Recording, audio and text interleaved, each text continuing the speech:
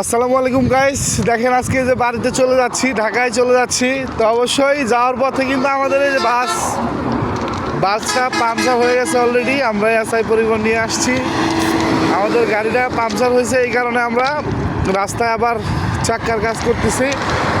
আমরা যে লোকজনগুলো আছি, তো অবশ্যই আমরা রাস্তায় বের হয়ে পড়ছি। দেখেন কত সুন্দর মনোরম পরিবেশ। এটা আমরা আছি বর্তমান সিরাজগঞ্জ সেতুর পরেই, ভুয়াপুর বলা আর কি, ভুয়াপুর বলা হয় এটা। তো আমরা রেল লাইনে আছি, যে গাড়ির অবস্থা ভালো মোটামুটি, ইনশাল্লাহ অনেক ভালো। রাস্তাঘাটে কোনো জ্যামজট নাই। আপনারা সকলেই আস্তে আস্তে বের হয়ে পড়েন ঢাকার উদ্দেশ্যে। তো অবশ্যই রাস্তাঘাটে কোনো জ্যাম নাই। আমরা অলরেডি সেতু পার হয়েছি। আমাদের বাস গাড়িটার পাংচার হয়ে গেছে অলরেডি, চাক্কাটা রিফারিং করে নিয়ে আমরা আবার যাব। তো অবশ্যই আপনারা আমার সাথে থাকবেন, ভিডিওটা যদি ভালো লাগে কন্টিনিউ করবেন। দেখেন তো চেনা যায় নাকি দুইটা পাগলা, ওই যে আসতেছে রবিউল পাগলা আর মিনু পাগলা, ঠিক আছে, আমরা দুই ভাই। ওকে, অবশ্যই সবাই দেখবেন, সাথে থাকবেন, গ্রামের ফিল নেবেন, গ্রামের পরিবেশ।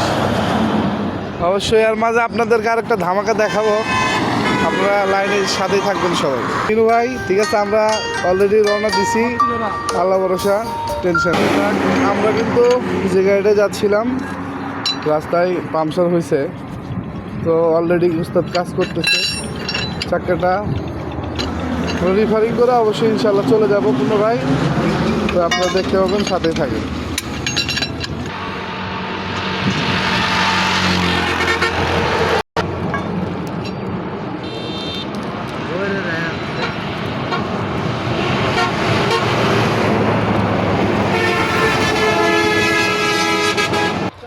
আমরা কিন্তু গাড়ি রিফারিং করে চলে যাব। এর পাশাপাশি দেখতে একটা কলা বাগান, তো এখানে নামছি। গ্রামের পরিবেশ অনেকটাই সুন্দর, দেখেন, যারা দেখেননি অবশ্যই দেখবেন। গ্রামের পরিবেশগুলো আসলে অনেক সুন্দর। আমরা গ্রামে থাকি না, এখন শহরে থাকি, তাই দেখা হয় না।